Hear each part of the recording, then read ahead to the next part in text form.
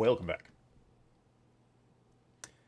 Time to talk resilience, the ability to resist, which gets us in the exciting area of cybersecurity. Nobody loves business continuity plans like I do. That's why everybody gets into cyber so they can write policies. Um, we'll talk about redundancy, what policies are, and then different types of security policies with examples. So a BCP, we talked about an incident response plan the last time around. A business continuity plan is a similar but different document. Continuity is making sure that you can keep your business running in the face of some kind of event. That might be a cybersecurity incident, but it also might be like building burned down. So it figures out how are we going to be able to continue operating, what kind of threats do we have to worry about, what should we do in order to prevent those threats from coming to fruition, and then how to recover from them. And ideally, once this thing is on paper, then some sort of test should take place to make sure that this, in fact, does work out. So you will do some sort of plan for the actual recovery itself, how you're going to manage and communicate to your stakeholders what's going on, and then how you're going to ultimately get back to business. That means you should be thinking about having systems that are those things. It should consist of, you ideally want high availability in your systems.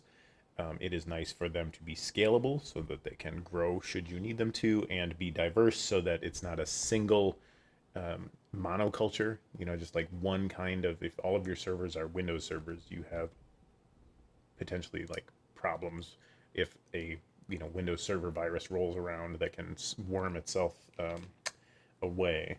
I guess then it's a worm, isn't it? But if you have a wormable problem, then all of your systems are in trouble. If they're diverse, if they have Linux boxes and other systems in play, some of them will be immune. And then on-clem or prem versus cloud, and figuring out how to do that. So that whole process should be integrated into your business continuity plan, and should be in your thinking as you implement and design IT systems and operational systems too. There's a federal initiative called COOP, the Continuum of Operation Planning, that is working to help folks do those things. Usually you will start with a business impact analysis. So figuring out what impact will this have on my business. It's a pretty good name for what it does there. So, like, what is it going to do to, if the incident we're concerning ourselves with for this discussion was like, what if the building burns down? That's a pretty direct impact on property, but might have knock-on effects to how we get our money. Definitely going to have some issues with safety. Will that impact our reputation? And potentially on folks' lives. If you're talking about a fire, that's like definitely a concern. So that, like, walking through those will help you figure out what it is that you need to be concerned with in order to continue doing what it is that you do. So that process hopefully will help you figure out, like, these are the steps in the chain that are really important. These are critical. And if you find single points of failure, meaning a place where if this one thing breaks, the whole system falls apart, gives you the that process will get you to a place where you can say, oh, we have a single point of failure. We should get another X wherever X is. I find this in life as well. When I identify single points of failures in the critical systems in my life, I'm something of a sailor. So if the sailboat only has one means of propulsion, if that fails, I'm sitting in the middle of the lake. So it is nice to have multiple means of propulsion, say an engine and some sails, or perhaps another engine attached to a littler boat that you attach to your bigger boat. So having multiple points of failure, that's a example that's going to make sense to nobody, but you get the idea. It is good in technology land, and in most instances where you can have it, to have redundancy and not think of it as a dirty word. Usually redundancy is good, although you will find accountants who are like, why do we have two of those? Well, in case one breaks. So then you have to figure out how you are going to recover. That's where your DRP comes in. That's restoring stuff. And for sure, information technology is going to be a big part of that, but any kind of operational technology that goes along with it. You're not going to recover your computers until you have recovered your power. So ideally, that should be pretty detailed, like phone numbers of people we're going to call, vendors we're going to order things from, what systems need to come up in what order. Just draw an arrow on my head. And therefore that defines like the steps we're going to take to bring our systems back online, because this system doesn't do us any good until this system is back up and running. So it doesn't really matter if we have the accounting systems running if we don't have the ability to sell somebody something yet. So if we don't bring things back up in an appropriate order, that's not so good. And we're wasting time. So like one of the ways we deal with that is by having redundancy. Again, not a dirty word in the technology field. So building that in, and building it in effectively, is going to be important. The accountants will swallow having two of something if you're using both of them most of the time. So they will be less resistant to redundancy. So we think about keeping things available and then trying to reduce the mean time to recovery, or the amount of time from when the thing breaks to when we have the thing working again. And you would like that number to be very small wherever possible. So there's a bunch of places we're going to think about where we can build in redundancy efficiently. Endpoints are a good place to start. Having for most organizations of any significant size, you will probably have extra operating system installed in an extra computer waiting to go, so that if there is some system failure, you can just pluck that out and plug in another one. So operating systems have the power to roll back, although my experience with doing that in Windows has not been great. And you can buy fancier types of endpoint protection that will let you do things like create a vulnerable, non-persistent system. So you can take a system and freeze it so it was basically read-only instead of able to write to it. That means you can't save things to that system, but you might not want to. So a client computer that does all of its saving to a server, it's probably just fine that you can't save things to it, since the server's got your stuff on it, or the cloud these days.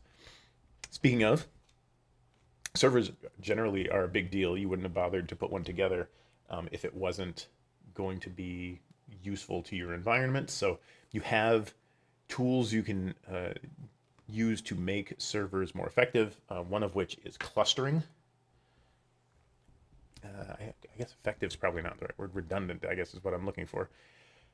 Having multiple devices, many servers, appear to be just a single server is an effective way to do that. Connections can be public or private, so you can have them internal or external to your network. They can be asymmetric or symmetric, meaning an asymmetric server cluster. You might have a standby server just sitting there waiting to do things. They are symmetric if everybody's working all the time. But you can see how if you get to a point where you've got 100% capacity and you've spread 51% of it over to this server and 50% or 49% to this server, if you exceed that, if both of them run at 51% capacity and they're the same size, when one fails, you're going to have some work that's not getting done. So I think I said that without being completely confusing. So you've got two servers. It's all well and good if they're running at less than 50% capacity when one of them fails, because the other one can pick up the other 50%. But if they are running above 50% capacity, then you're going to lose some work when that goes down.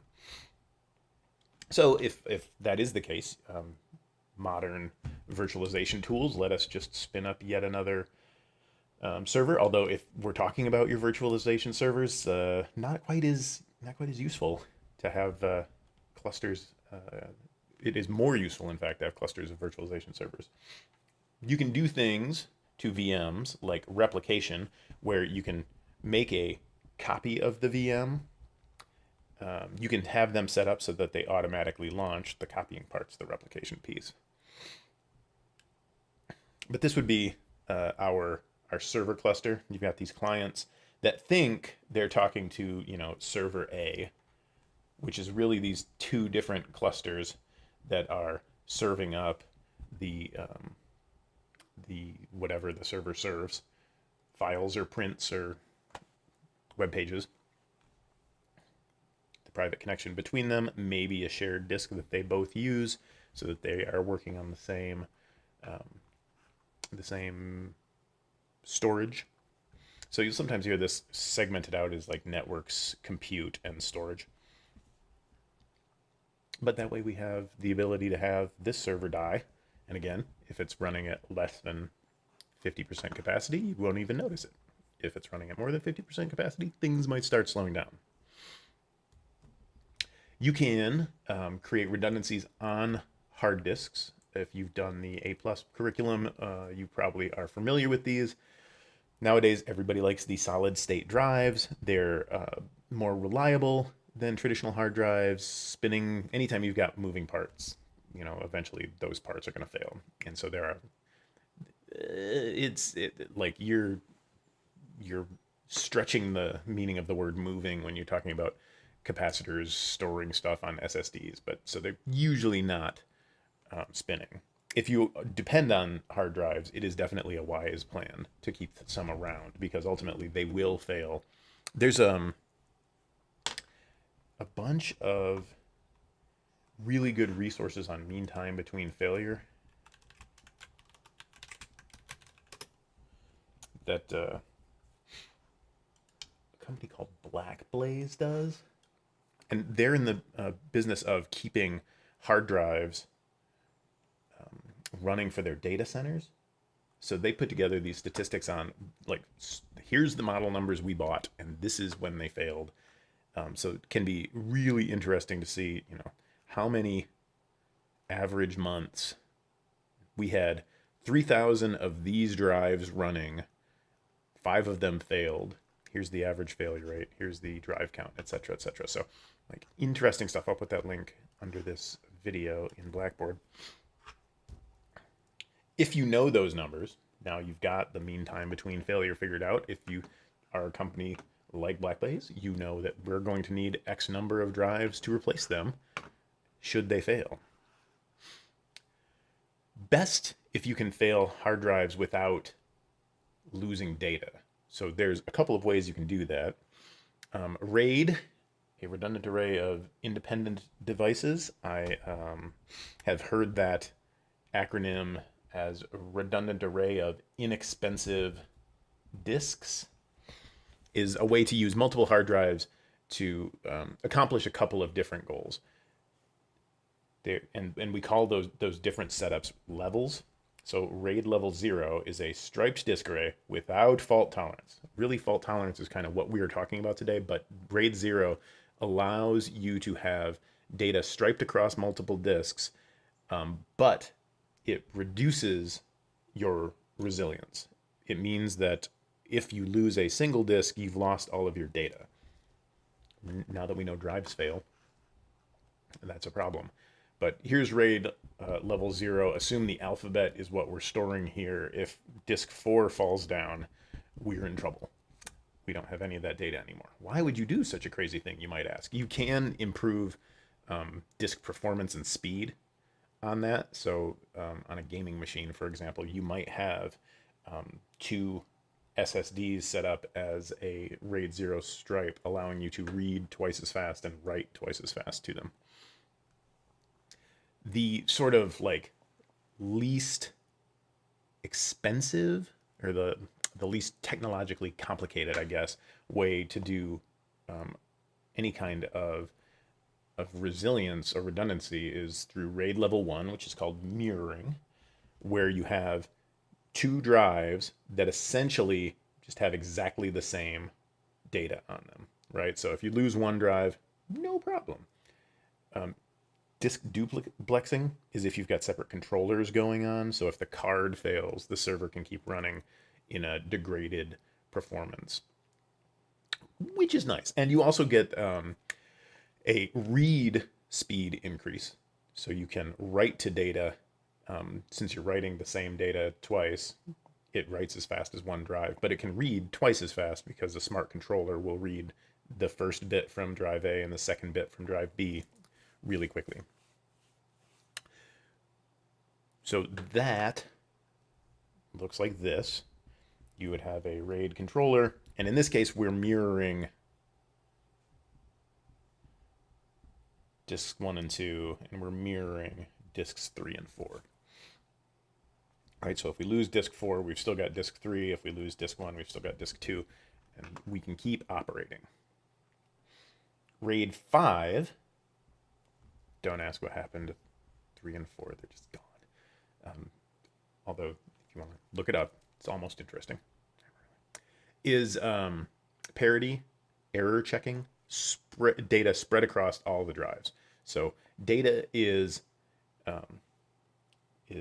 written to multiple disks, and then there is a parity check that lets you regenerate missing data. So here is our parity striped across all the drives. And if we lose one, we can use the parity info to rebuild the data that was alive on that third drive, that fifth drive. Usually what that means, though, is that now the array is functioning in a degraded state, so things slow down. It stops working quite as wonderfully as it was before, so that is a problem. And then you'll have people combining these things. So if I have an entire RAID 5 array and I make a mirror that is a duplicate it, I've kind of got RAID 5, but then I've got RAID 0. Sometimes people will call that RAID 50. The same thing with if I was mirroring my data. So I've got RAID level 1, but then I also have, striped it across both to create a backup disk that can be RAID 1 and 0 combined. So people will get cute with that as well. Storage area networks are nice in that they allow you to have either big arrays of disks, sometimes of tapes in giant backup situations, or optical drives that appear as though it is attached to the server and it is zipping along providing storage over a network, which is kind of nice. Ideally, a very fast network. If you've got multiple paths to get there, so you have two connections together that get you there, you have like double the access to that. Eventually, you will find some bottleneck somewhere. You can only have data spitting off of a drive so fast. Controller cards only read so fast. The network is often that bottleneck, so having multiple paths to it mean that you would get double the amount of data out of it. So can be good. Networks probably should be redundant. Depending, like this is another one of those places where you can upset the accountants. If you have a redundant network connection that just sits around doing nothing, that can upset them. That's like having that much, because if you have a $100,000 what's it and you have a second $100,000 what's it doing nothing, you can get you in trouble. But having a redundant network is nice. Having duplicate hardware is nice, and that's what it takes to make that redundancy. It's probably a better idea to have, if you have redundant network paths, to use them both. And again, that 51% rule. If you've got equal bandwidth on both sides and you're using exceeding 51 or 50% of that, it means that the performance will be degraded if you lose one, but you're not offline. in the media, what immediately came to my mind was you're not off the air, which is what was the problem in television land, where I did a lot of my work. Now you can have software defined networking, SDNs, that can have, you know, redundant controllers controlling multiple different what's called data plane devices. And if it's all in the cloud, it can be completely redundant because you can have duplicate systems on in the same data center, or if you pay Amazon more dollars, you can have duplicate systems in redundant data centers across the nation. So you can have one in the east and one in the west. Back on the sort of physical in your face kind of networking, you can have multiple network interface cards, or NICs, if you're not familiar with that term.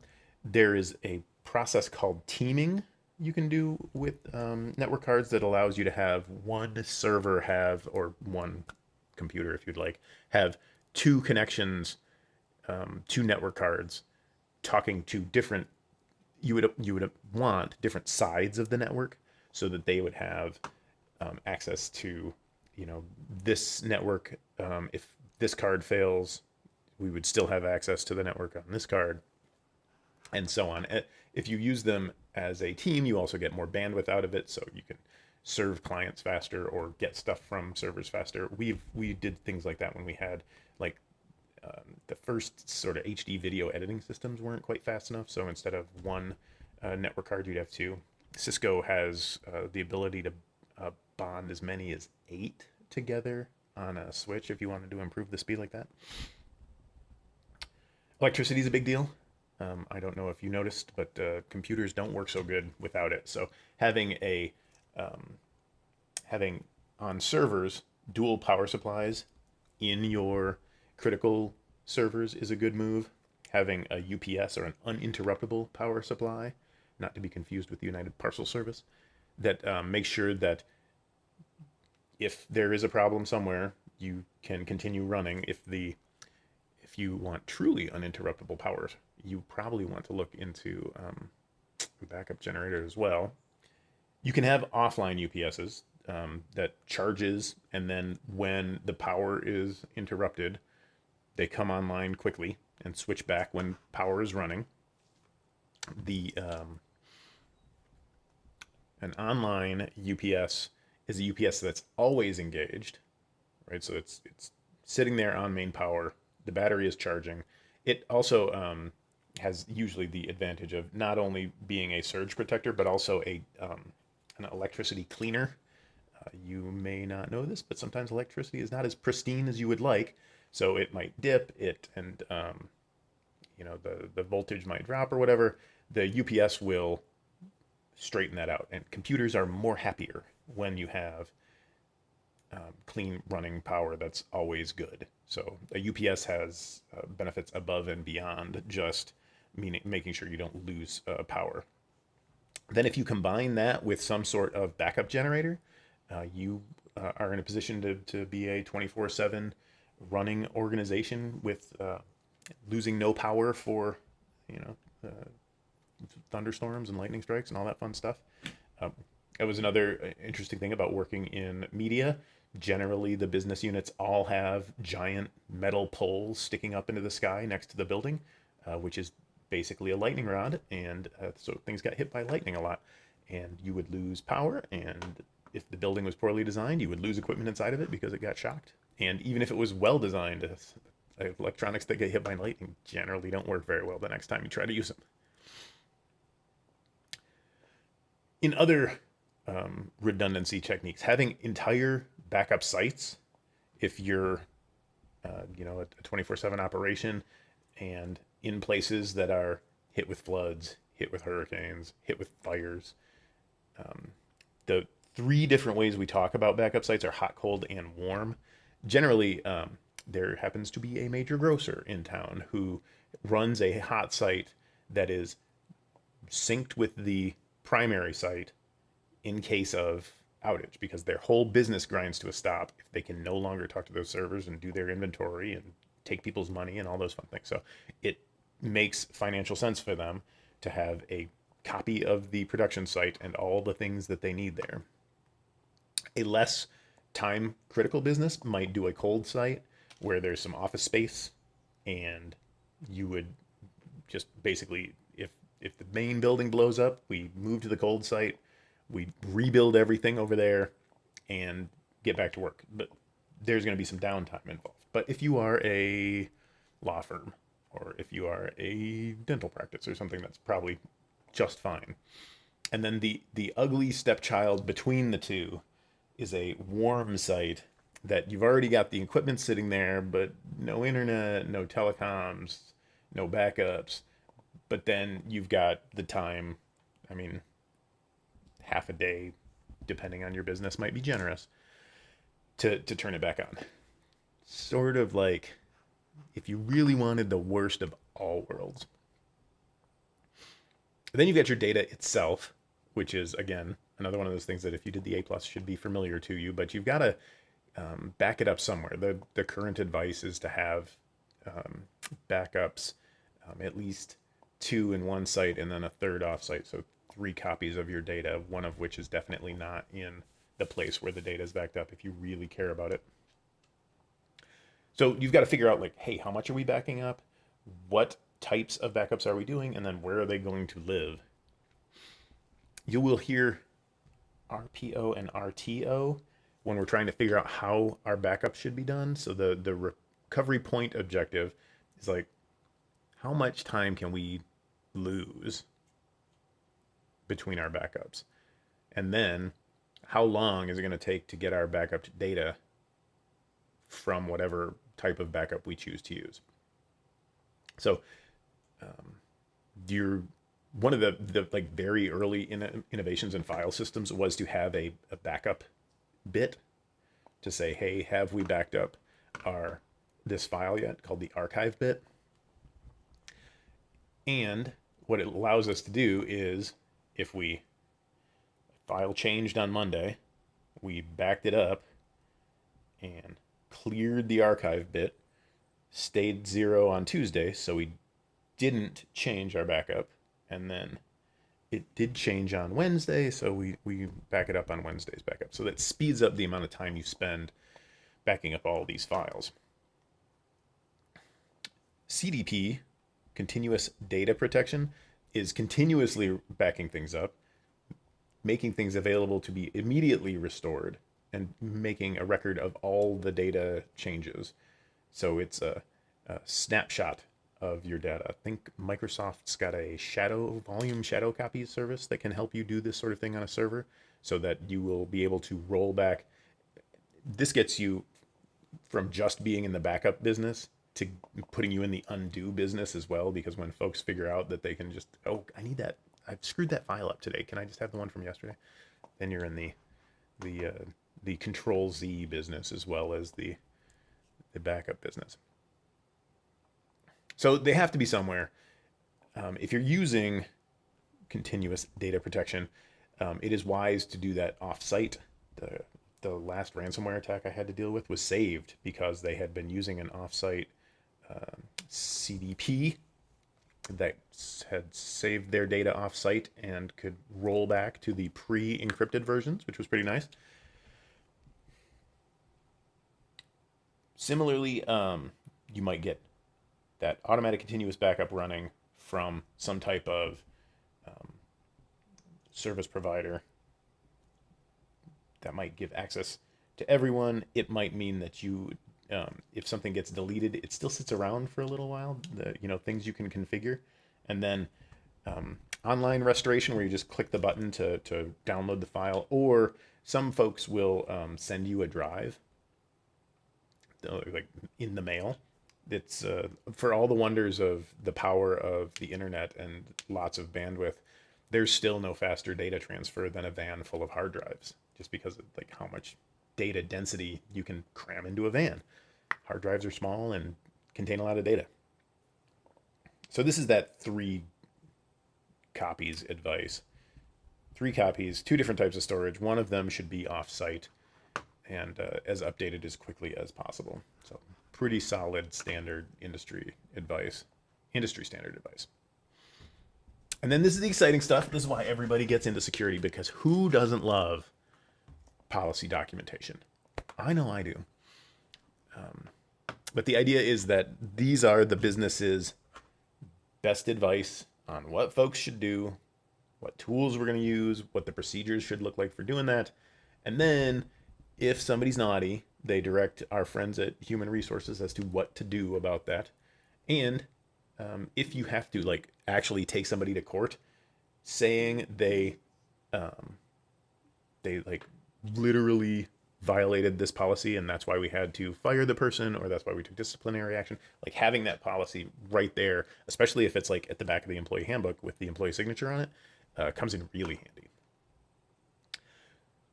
So there's a bunch of these. Our friends at the SANS Institute have great templates if you're ever called upon to create one of these. So we are about to talk about different types of policies, and they have them in here. Like we've got a breach response policy. We were just talking about that. A clean desk policy we'll talk about in a second here. Ooh, let's look at the PDF, not the doc.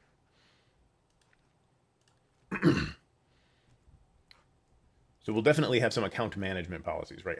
Who gets accounts? What are you allowed to do with it? How are your credentials stored and used? Who runs those? There's a tool inside of Active Directory called the Group Policy Manager, and that like literally enforces policies on accounts. In Active Directory, you can set up what does the background desktop of the computer look like, and when do we log people off, and how does the screensaver work? I mean, you can really drill down on group policies inside of AD. So the network administrator can do that right there, or the systems administrator, whatever you happen to call that person. That information can be kind of useful. The new like sort of behavioral security tools that are just coming online that determine when, that based on user baselines, like what does Bob traditionally do during a work day, and if all of a sudden Bob is logging in at 3 a.m. from a remote location, we know that's a problem. So there's a lot of technology out there that are doing that. You might have mobile device based policies, so what it is you can do. They may include things like always locating them, potentially geotagging things, or geofencing where you get into a certain location and a certain thing happens.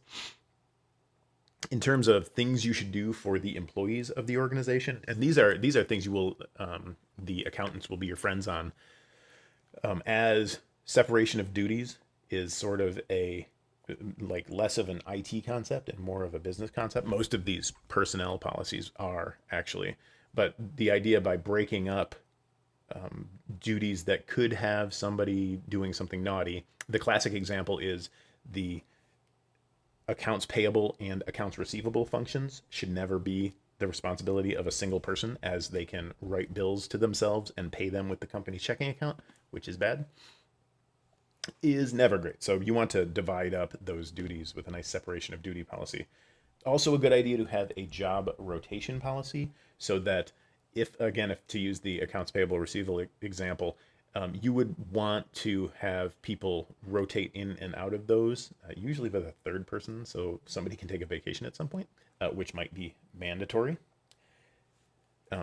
That way they can't screw around with things for too long. They can't, hide their tracks. If they're the only person who ever writes a check for the company, it is potentially a place where they could abuse that. And same thing's true though, like of IT purchasing budgets. There have been lots of incidents where like IT guy buys computers from friend at inflated price and then takes that money and splits it with them. Those kind of scams happen. So rotating people in and out of those jobs, let another set of eyeballs get on there, having people look at what's going on. Also, though, in terms of just like letting people get out of the office, it's nice to be, if you are the only accounts payable person, businesses need to write checks all the time. So it's you're not getting a vacation anytime soon. So you need to have somebody who can back you up as well. That mandatory vacation thing, some folks just don't want to take vacations, but it is a nice opportunity, A, to rotate somebody else into their job for a while, and B, to check out what is going on in their role. The clean desk policies pretty much common sense, particularly when we're talking about confidential and sensitive materials. So you don't want folks just having, you know, everybody's username and password laying around. That's that clean desk policy from SANS that lays out. And these are like, if you've seen policy documents, they all kind of look something like this. So computer workstations should be locked when it's unoccupied.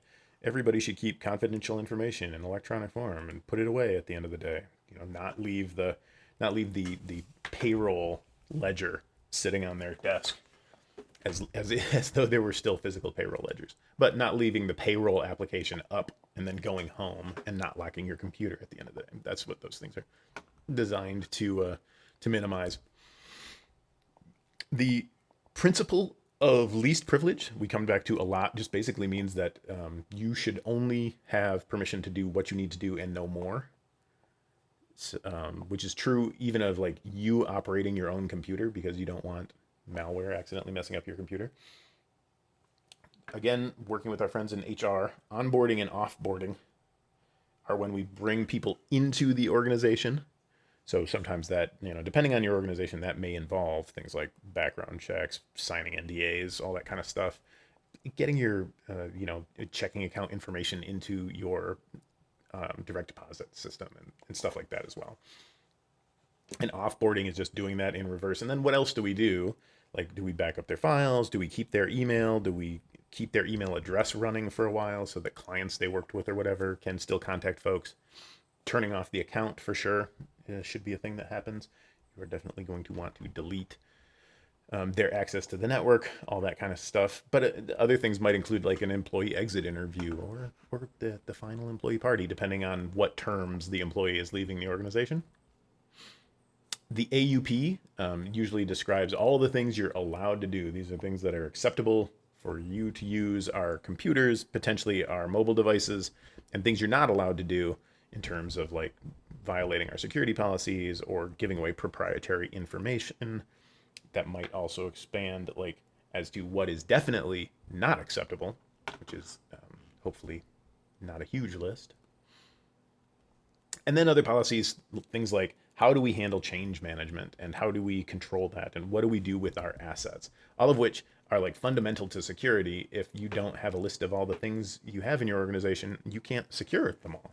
You need to be able to start with like an inventory. So asset management, as mundane a topic as it sounds like, and trust me, putting barcodes on all of the equipment in the organization is like not super thrilling, but it is fundamental to security. It is stuff that needs to get done.